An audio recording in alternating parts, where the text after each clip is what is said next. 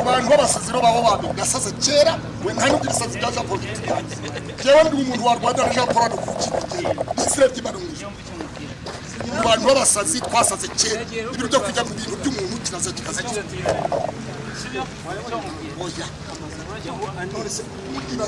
bashamiranye ufite uko byagenze ubwo twahasohotse gato tujya ahantu hamwe kunywa fanta nanjye nizeye ngo baraza kumaho dukeya hashize umwanya kameramani ahamagara Pastor Claude avuga ati bya bintu babisibye Claude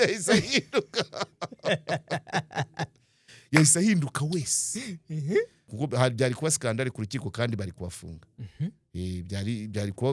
bari gushwanira ku rukiko kandi ibibereye ku rukiko bita bigenzwa bigashinjwa bikagira kuza kumva urubanza rukabera mu muhezo ariko nyine ni dosiye atari yo ko itoroshye irimo ibintu byinshi gusa Sheba Hame abyumve naho abagize umuryango we babyumve so niyo mpamvu uru rubanza ni inkota ya mujye abiri. Yes, turabasuhuje hano kuri KOP tubahaye ikaze mu kiganiro nanone cy'uyu munsi na mwarimu wacu Karegeya Jean Baptiste. Ni karibu cyane muri iri shuri twigiramo amasomo y'ubuzima ya buri munsi tukungukiramo inama kandi ntekereza ko ari benshi bagenda bahinduka kubera aya masomo mwarimu aba yaduhaye kandi nanjye ndi mubo afasha. Mwari wiriwe neza? Wiriwe neza. Wahaye ikaze mu kiganiro. Asante kabisa. Mwiri shuri rwose tugiye kwigana none nk'ibisanzwe kandi amasomo yo rwose bambwiye ko ari menshi yafite uzayaduha mpaka kugeza ku mwuka wa nyuma ukidaduhereza. Yego. Wiriwe ute? Niriwe ndaho nibisanzwe nazindukiye mu kazi. Soje ikiganiro kirangiye saa 4 njya Inyamata ku rukiko aho ngiye gukurikirana urubanza rwa Wame Hasani ariko rwabereye mu muhezo. Ariko mbere yuko njya Nyamata ubundi nari mfite gahunda yo kujya Nyabisindu. Hari nagomba kujya gufata video y'ikibanza kiri ku isoko. Ubu rero reka mbanze n'ubundi ntumikire abantu baba twisunze abafite ibibanza bigurishwa bafite imitungo igurishwa bagadatwitabaza ariko n'abayikeneye bakatwitabaza. Yego. Uno munsi rero ubwo mfite ikibanza nubwo ntabaje gufata video yacyo. Ikibanza cya mbere ni icyo kiri Nyabisindu ya mu murenge wa Remera hafi ya hahandi bagiye kubaka umudugudu. Kiri hagati y'imihanda ibiri ya kaburimbo. Kirimo fondation ya etage bari bagiye kumena dare. Gifite metero kare zirenga 900. Rero impamvu video nzajya kwifata undi munsi ko nayisenja Nyamata ndatinda. Ariko kirashaka miliyoni 300 ubwo abinkwakuzi bazampamagare inbox nyuma ya video ubwo nzashyiramo na nimero za nyiracyo. Ni ikibanza nzi neza ko umuntu wagifata yazacyungukaho menshi ko abandi bagiye bakirambagiza. Kirashaka miliyoni 300. Yes, metero kare 900 mu mujyi wa Kigali hagati y'imihanda ibiri ya kaburimbo. Ni kinini. Kirimo ntuza, kirimo fondation ya etage n'inkingi zizamuye za ferabeto. Haburaga dare gusa rero ukatangira ukagereka hejuru muri R3. Yego. So icyo rero no kugira ngo abantu b'inkwakuzi bishuti zanjye abakurikira hano kuri KOP bafite igishoro gifatika. Ni imari ishyushye cyane mu mujyi rwagati ko ni hanini cyane. Icyo ni kimwe. Hanyuma hari ikindi kibanza kirano hirya hafi y'ishuri ryitwa Highgate hano Yerika. Yego gutamba cyane umunsi ya Yerika. Nacyo cyo gishaka miliyoni 150. Kirimo n'amazu ubu ngubu ariko kugira ngo hakoreshe neza byasaba kuyasenya. Ariko mu gihe utarayasenya utwo dufaranga tuvamo waba udukusanya gake gake. Na ahantu ushobora kuba washyira amapartoma meza cyane kandi hano kino gice cya Gisozi urabizi kubera abanyeshuri b'abanyamahanga nako kanya cyane. Nuruca abana Ikindi kibanza haruguru burya baba barimo. Yego. Ikindi kibanza nacyo kiri hano hafi kuri cafe cyo gifite metero kare 440 gishaka miliyoni 80 nacyo kiri hagati y'amataje abiri uvuga ngo naho ni muri VIP. Hanyuma ikindi ni cya kindi tumaze iminsi twamamaza cya Gahanga gifite metero kare 330 gishaka miliyoni 35 kandi abantu barabamaze igihe bagisura bakagereka bakomeze iyo abashatse kujyayo barampamagara nkabaha umuntu uhabageza. Hari undi muntu wahoze ari umunyamakuru mugenzi wacu ariko n'ubu aracyariwe nubwo nyine nawe yagiye mu bintu byo kugurisha ibibanza i Bugesera. So i Bugesera ho rero mu murenge wa Ngeruka hari ikibanza gifite metero kare 11,000 ubwo kirenze hegitari kandi cyashaka miliyoni 13. Ubwo ab'inkwakozi murabyumva cyane. Kandi ntago duhishanya amakuru hano umuhanda uhuza Kabuga na Bugesera wamaze kwemezwa, amasezerano yarasinywe hagati ya RTDA na company y'Abashinwa. Ibyo abantu babimenye. Ntabwo ndi kubwira abakabukuba ngo muzamure utwo dusambu twanyu mureke tubanze tugure. Ariko abafite amafaranga nanone mugende mutangire mugure. Umuhanda uzava Masaka uzaca Masaka fate Kabukuba, nugera Kabukuba haboneke agashami kamwe kajya gakomeza Ririma inyuma y'ikibuga cy'indege gahinguke Rizieri. Rizieri ni nk'agakombese. Yego. Hanyuma akandi gafate igice cya Mwogo kambuke Murama gahinguke Inyamata. Hanyuma ikindi gice kive Gahembe kigende cyambuke Gahembe guca kuri Ntare School ukamanuka ateganye na Gitagata ugaterera Mareba ugahinguka Kindama. Kindama ni hahandi campaign muri Bugesera aho umukuru w'igihugu yamamarije. Ubwo ayo ma axe zose abafite amafaranga munyaruke kuko abaturage nibamara kumenya aya makuru muzahigondera. Biragoye. Ayinya bagiriye inama mwafatirana kuko ngewe amakuru angeraho byihuse kurusha bari abaturage ariko nibayamenye cyangwa imashini ikageramo bizikuba kabiri cyane kabisa. Ibyo byaragaciye hanyuma nongere abandi ni Premium Construction Group. Yes. Ibyo bibanza biri kugurwa babikeneye n'ababyubaka. Reka nkwereke nuko ntara Premium Construction Group yo nk'iki cya mbere cya Nyabisindu yakaba yari igifata ikacyubaka. Bira turaza kuvugana. Premium Construction Group iki kibanza rwose ntikibacike ndahita ndandaza kuvugana nabo bagisure barebe bakore expertise niyo ngombwa mbahuze na nyiracyo ariko icyakabaye cyacu rwose cyane kabisa. Icyakabaye cyacu. So ngaho komeza. Yego. Premium Construction ni abantu babahanga cyane wakomezaga kugenda uranga ibyo bibanza akaba aribo nanjye ndi gutekereza kuko ibyo bibanza ntago uzabigura ngo ujye kubihingamo dodo. Ibyo ni ibibanza uzagura ukeneye kubyubaka. Ibyo ni ibibanza uzagura ukeneye gushiramo ibikorwa remezo. Ntago uzabyubakirwa rero ukeneye abantu babahanga bazakikubakira. Nubu ushatse kugura ushaka kukigura ushobora guhamagara Premium Construction Group mukajyanayo. Bakakubwira bati iki kibanza dukurikije uko tukireba aya ngaya ntagura ba uhenzwe. Cyo ni kimwe. Iki kibanza dukurikije uko bari bagisijije izi nkingi zakwikorera nivo zingahe ukakora gutya bakakukorera design uko uzakoresha icyo kibanza. So urumva rero ni inzobere nyine nabo turakorana nzababwira. So mubahamagare kuri 0784 42 cyangwa 0785 0785 59 yego 46. Turacyari kwenjoyinga iminsi mikuru na weekend igiye kugeramo. Vista Kigali irahari ku bwanyu. Buriya igisope kuri Vista Kigali gitangira kuwa 4. Nubu mukanya dusohotse hano twahita tugenda. Kuwa 4 kuwa 5 kuwa 6 kiba gihari. Ubu ngubu akazi kigaceza gake gake. Yego batangiye ubu ngubu. Vista Kigali tusanzwe bagenzi babashuti bacu Musoni na Sostene niwe nyiraho. Bifite ibyumba byiza bifite imbaraza bifite salo tamasare y'inama abakora za anniversaire benshi buri gihe iyo ngiye mpasanga nk'amakipe nk'atanu yaje kuhakorera anniversaire n'inama z'ibimina inama z'ubukwe hari flat screen zo kureberaho umupira hari icyokezo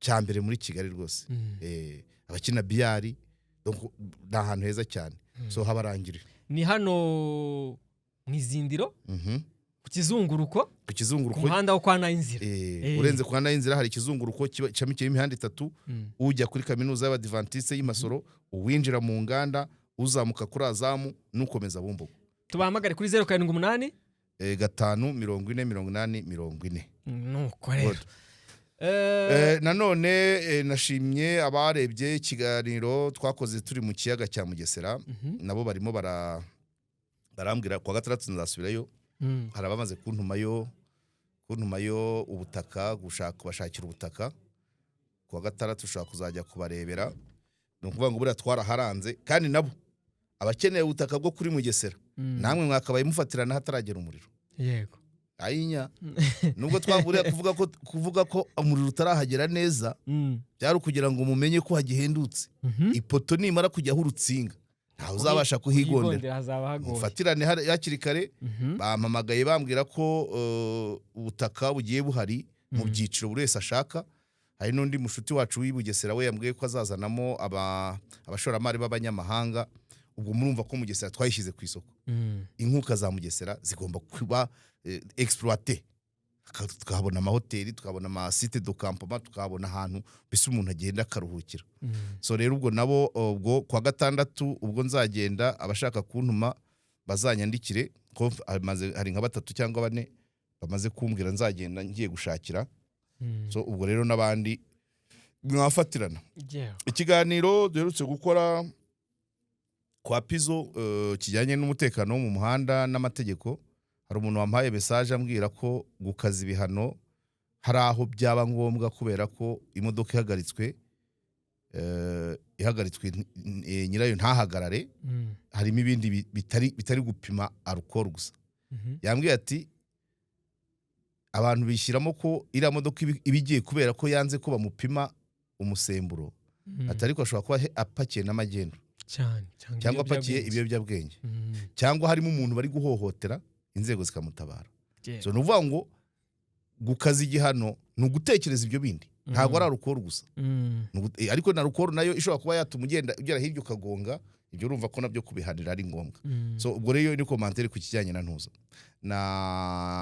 n'umutekano mu muhanda ku kijyanye n'umuryango rero ngiye kubabwira ngiye kubateguza ngo ni nk'isomo ngiye kubateguza kugira ngo ikiganiro kizaze mu mitwe yanyu horoshye hari umuntu wampamagaye n'umwana wampamagaye ambwira ko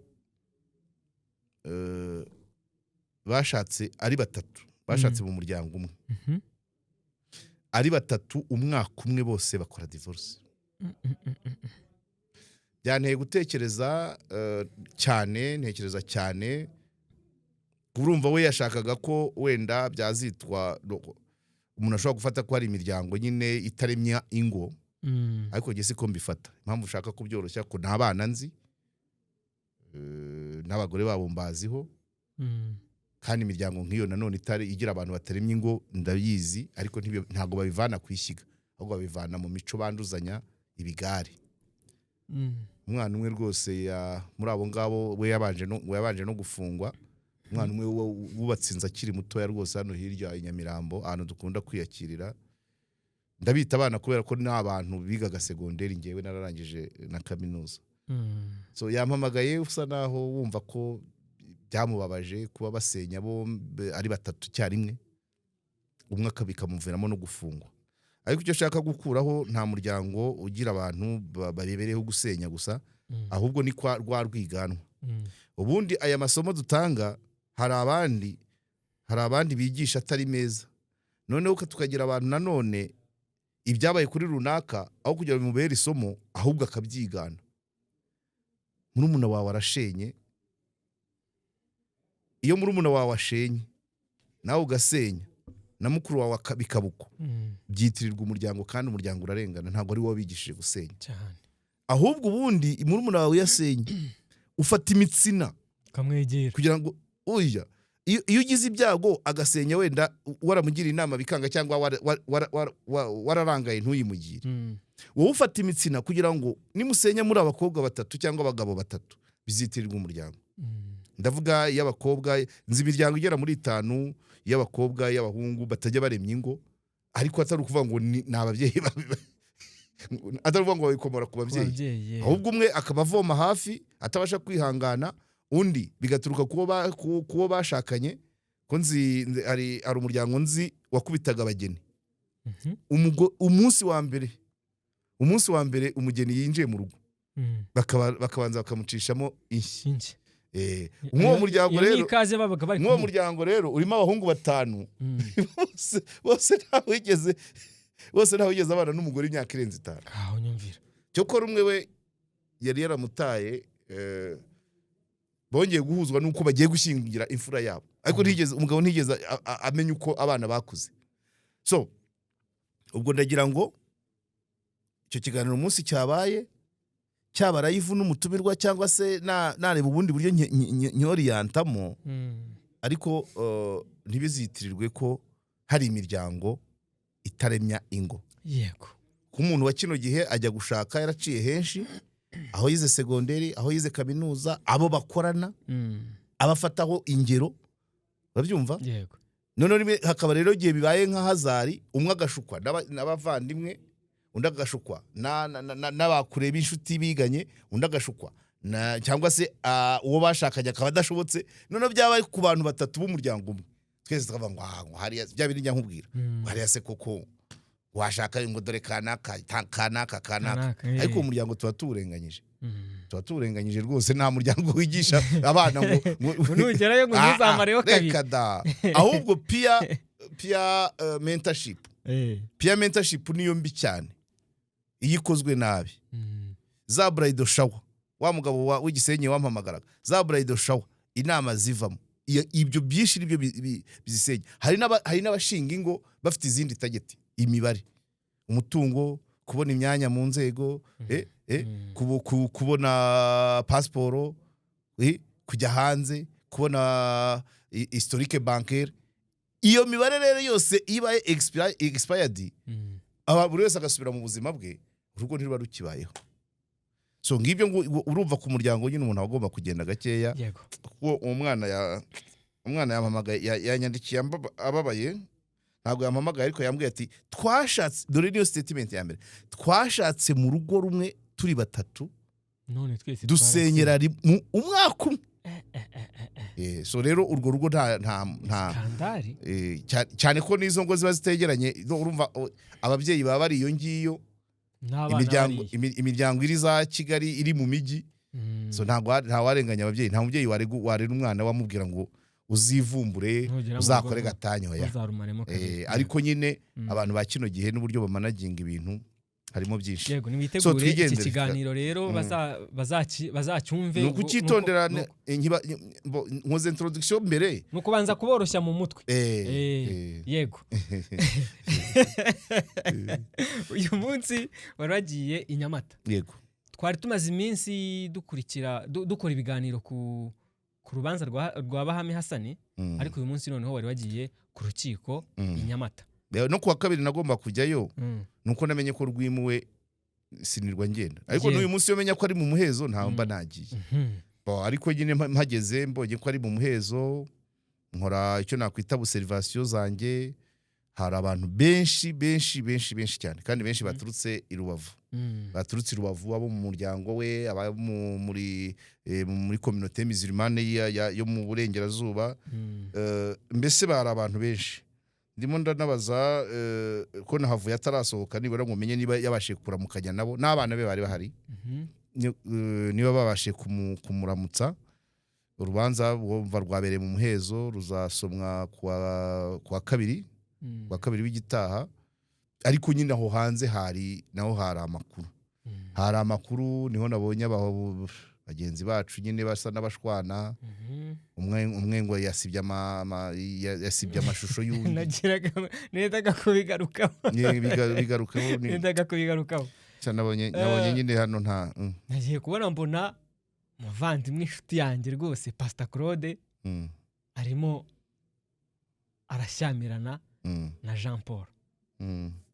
Tibaza ni gute abantu b'abagabo bagira ku rwego rwo gushyamirana noneho bari ku rukiko. urumva ni iki se oya hari amagambo ukoresha nkumva ari kundya ahantu ariko reka mbireke oya none se no ntabwo bashyamiranye ufite uko byagenze ikigo Jean Paul akorera nicyo cyari cyemerewe kwinjira mu rukiko cyinjiranye ibikoresho no kuba ko cyabisabye rero umucamanza aravuga ati simbangamira uburenganzira bwanyu nubwo urubanza rugiye kubera mu muhezo nimufate ibya mbere ariko iburanisha ntago murarikurikirana so bemera rero ngo ko binjirana kamera ebyiri kugira ngo imwe ifate uruhande rumwe indi ifate urundi imwe irebe muri audience indi irebe aho yicaye kuri bare bamaze kubifata rero umwe muri abo bagabo babiri vuze nibyo abwira undi ati zana rero mfate ibya cya gihande ngewe ntafashe none mu kufata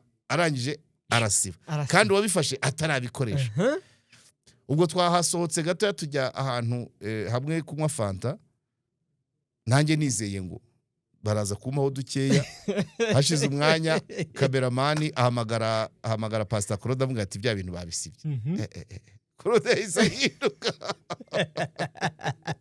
yahise ahinduka wese urumva yaruhiye ubusa cyane ibaze kubyukira ku rukiko icyakuzanye ntugitahane abahagurutse rero ahita ajya kureba nuza ajya kureba uwabisibye ariko nawe amubera umunyabwenge nyine kuko byari kuba skandale ku rukiko kandi bari kubafunga bari gushwanira ku rukiko kandi ibibereye ku rukiko bita bigenzwa bigashinjwa bikagira so yakoze rero kubera ko uri afite experience mu bintu by'inkiko yirinze kujya muri iyo sokomoko arareka Claude arisararanga nuko we yirinda kuvuga ko musi byanagaragara ko yabisibye bishaka urumva kano kazi dukora rimwe na rimwe gutanguranwa kugira gute kuba ari ufite footage yabonaga ko kubera kurumva umukameramani wa Claude yaragiye mu rugo yagiye mu rugo agiye kugira ngo abyaploding ariko yabanje guha wa wundi ageze mu rugo rero arabibura asanga yataye umwanya urumva ni ikibazo muri ino mihanda nyine niko abantu baho duteye nanjye sinikuramo birimo ubugome niba ntarengereye ntago byita gutyo amagambo aremereye sinyakunda niba ntarengereye ariko rero si ngombwa ko ari natwe tubivuga n'abadukurikiye bazi icyo babyita niba umuntu yazindutse kare ni nkuko wajya guhinga ugatera imbuto noneho undi muntu akaza akazirandura umugizi wawe upfuye ubusa bari bazindutse urabyumva imodoka yazanye bahame yahageze bahari so rero kugira ngo wumve ngo ibyo nakoze byose uyu munsi bipfuye ubusa icyo bisobanuye kirumvikana si nko wowe ukita izina sibyo se niko bimeze kabisa ariko bose nta woroshye irimo hari n'abandi nabo bari bagiye bari batangiye gusibanira oya ntabwo ari isibaniro n'ufite hari undi nawe kwakushaka ngo guhanahana umwe agashaka barwaniye mashine avuga ati ntabwo ari wowe uyibanza kuko umwe yakekaga ko agiye gusiba nibyo namenye hariya cyokora namenye ko naje kumenya ko mu bashinja Bahame Hasani harimo abahoze baba muri kiriya kigo bigeze no kumubwira ngo atange amafaranga ngo ibyo batabishyira hanze ariko batakiri mu kigo iyo nuance icyo kintu cyo kuba niba byarabaye ku muntu utakiba mu kigo ntabwo byakiswe ko yakoreye ishimisha mubiri ku bantu bagororerwamo hariya wenda bagororewemo simbizi ntabwo ari ukwigisha abantu ibibi umuntu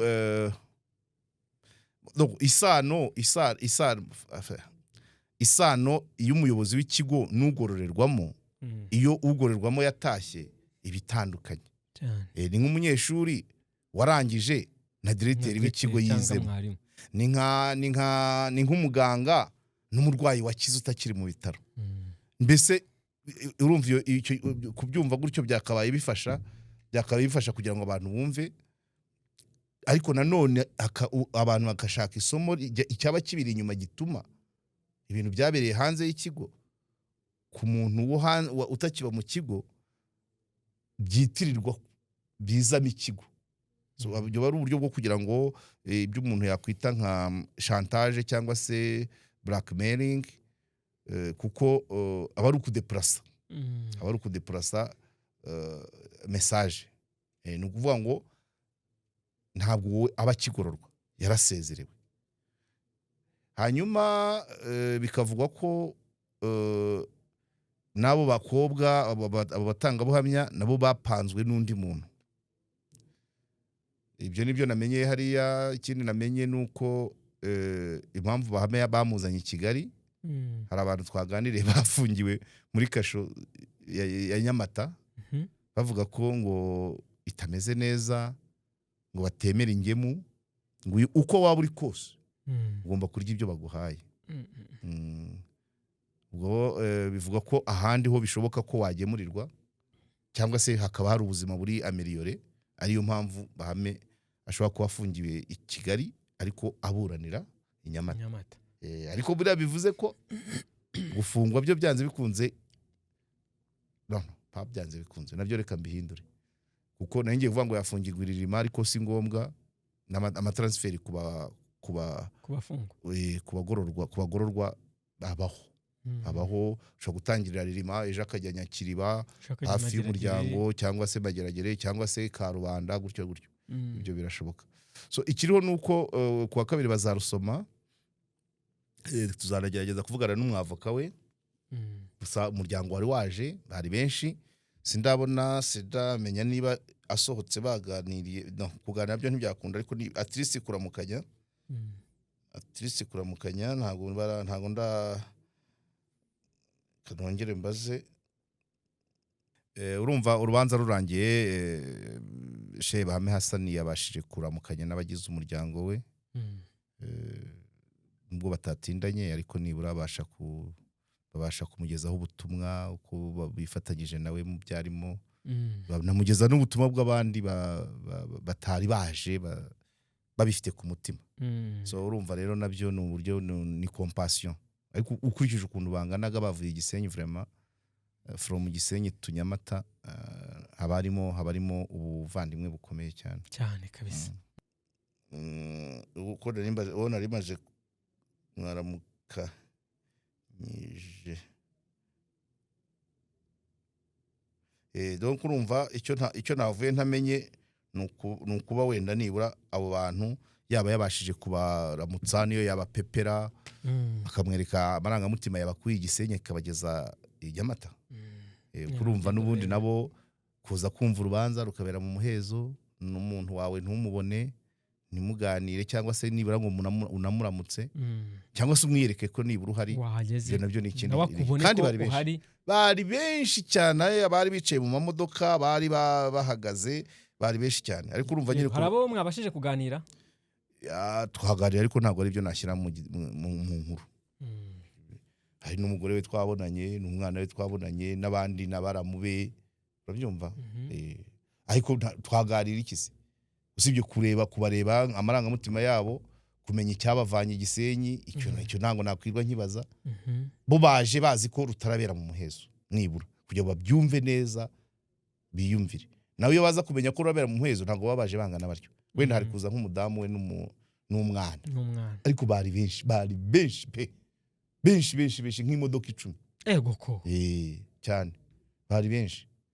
So urumva rero bagiye batamubonye, byaba ari nuza, ariko bibaho nabyo, kuko umuntu utari mu maboko ye ntaba ari no mu y'umuryango. Ntaho warega, bapanga bakazajya kumusura kwa gatandatu, ariko ubundi ibyo ngibyo ubwo niko nyene niko byagenze. Yego. So ntabwo rero niyo naganira nabo, ntabwo byaba ari, kuko uwo twaganira bikagira imbaraga ni umukozi wa NRS, ni umukozi wa Gitagata. Famille iri Gisenyi. Ubuse mbaze umugore wa Bahame ngo urabyumva ute? Bahame yaratuye Nyamata, akorera Gitagata, umugore akorera Gisenyi. Sinamuhoteye kuko. Iyo nza kuhabona umukozi wa NRS nari kumubaza. Yego. Iyo nza kuhabona umukozi wa Gitagata nari kumubaza. Ariko famille noneho atari wenda icyari kuba nka ntuza navuga ngo ikira icyo nari kubaza nk'umugore ariko nabyo sinabikora nuko namubaza ngo ese Bahame ntiyaba yarabitewe nuko aho ari kuba muri ghetto wowe uri Rubavu uri kure sibyo wenda icyo kaba gafite ntuza none nk'amazi asese mu yindi myaka aho yakoraga adataha mu rugo byabaga bimeze bite nicyo nari kumubaza kuko pratikoma niba umugore akorera Igisenyi baheruka ku donc ubwo Bahame yakoze ataha mu rugo igihe yari meya gusa ariko kuva aje Minaroke ntago wakora Minaroke utaye Igisenyi sibyo se kandi nta nubwo wakora Igisenyi utaye Kigali ntabwo bishoboka nk'ibyo bidahagije ugeze muri interieur Inyamata akazi kari Gitagata urava Gitagata uza Nyamata ntago wava Gitagata ujya Rubavu ntago byashoboka wenda icyo nicyo nari kuba umuntu yaheraho yapfa kubaza la famille kwenda kujya twumve wenda ubwihangane bwe cyangwa se n'impamvu zaba zarabiteye ariko ntabwo ni dossier iri compliqué cyane ni dossier iri compliqué ku buryo umuntu atapfa kumenya ngo kuwa kabiri bazatubwira iki ntago wapfa kumenya ngo kuwa kabiri Sheikh azataha cyangwa se azahabwa iminsi 30 cyangwa se azaguma muri kasho biracyagoye cyane ko byabereye mu muhezo nta ni metero watera yego ngiye kukubaza niba ari metero watera mu bintu byo mu muhezo se watera izi ubundi yo baba babivuze byabaye duhari natwe turazitera zikunganira ariko ni iyo byabaye mu muhezo ubwo nyine umuhezo no umuhezo nyine ubwo baduheje ntazo twatera ariko kuwa kabiri bizagera kuwa kabiri nanaganire n'umwavoka we numve ibishoboka n'ibidashoboka ibitangazwa n'ibidatangazwa hanyuma wenda uzagenda ufite umurongo gusoma ntabwo ari nko kongera bazahita bimenyekana ariko nyine ni dossier atari yo ko itoroshye irimo ibintu byinshi gusa Sheikh Bahame abyumve naho abagize umuryango we babyumve ngewe naho arekuwe tugahura namubwira ko ari ahantu atari kujyayo ntabwo yari kujyayo kuko kiriya kigo ubwacyo cyari kisanganiwe andi mateka atari meza kuko abantu baho bagiye bahava kuko amatransfer yagiye ahava niba ari akazi kari kabuze yari kugenda kicara pe kandi wambwiye ko yari afite ubwatsi bwinshi yari kurya kuba arya kuri ubu ntabwo nzi ariko ntabwo umuntu bikunze waba barabaye meya nanjye utabufite ntabwo wanyereza gukora ahantu mbona hari danje ngongeyo mbona ntari buburare umugore akora abana bararangije kwiga gukunda imishahara none ahantu nk'hariya uzi neza ko icyo bahimba cyose cyafata kuyobora ikigo cy'abagore kiri mu ndi mugore ntabwo agomba kujyayo kereke suwa umushahara buri si umushahara wa Gitagata utuma utura Nyamata urugo ruri Rubavu buri ni gute danje zitaza uwo mushahara utuma ubakure y'urugo rwawe bene ako kageni yagomba kongera akabitekerezaho cyane ariko byarabaye nyine ubu niyo yaba umwere bizandikwa mu nkiko bizavuga ko yaburanye iki cyaha ntuzajya umubona byumvise byanyuze mu matwi no ashobora no kumwera abantu ntibabimenye baheruka rya tangazo rya RIB no bamwe bakabimenya abandi ntibabimenye bamubona ati wenda yarafunzwe ararekurwa cyane ko kuba akurikiranwa afitwe bamufite iyo biza kuba ari ibyoroshye bari kuvuga ati turi gukoraho iperereza uzajya uburane utahe none se ubwo izina ryamaze kuhangirikira nta garuriro kandi ni umuntu witeguye kwakira abakwe n'abakazana iriya si imyaka yo kuba mu bintu nka biriya ariko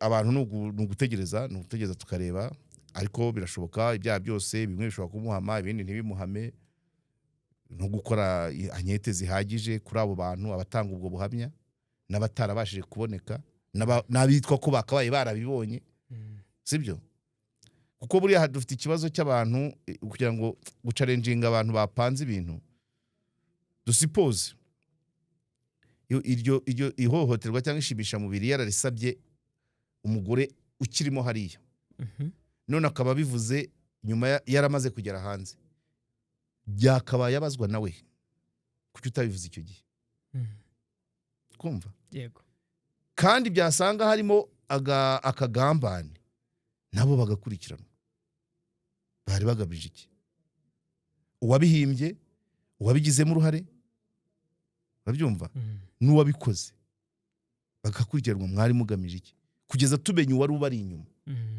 niko byakabaye bigenda so niyo mpamvu uru rubanza ni inkota y'amugi abiri haji nabo umwere hari abagomba kubibazwa cyane sibyo se cyane ariko nanone ntagomba guhamwa n'ibyaha by'ibihimbano ntabwo bizihanganirwa ko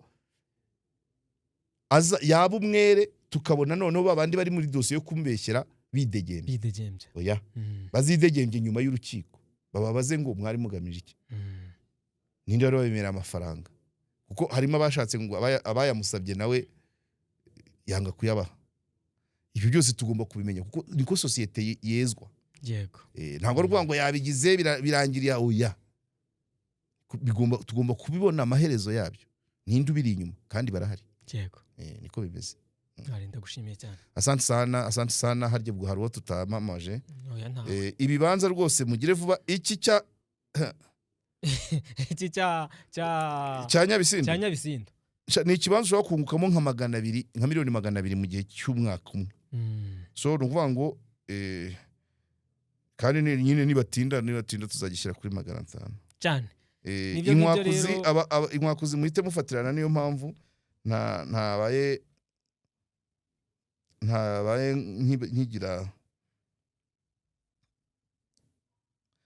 niyo mpamvu ntabaye ntegereza ko video ifatwa iyi ni imari ishyushye pe ni imari ishyushye si ngombwa abashaka kugisura nakibasurisha bakampamagara nejo nzajyayo no kuwa gatandatu nshobora kujyayo gufata iyo video ariko sigwa ko bategeza video uwumva afite ubwo bushobozi yagenda akareba yabona bihura yabona akeneye ko bagabanyaho nk'eshanu tukabikora ariko Premium Construction Group nimara kukibona nayo ishobora guhita icyo yagikoresha tugashyiramo ibiro cyane tukava mu bukode cyane ntabwo dukodesha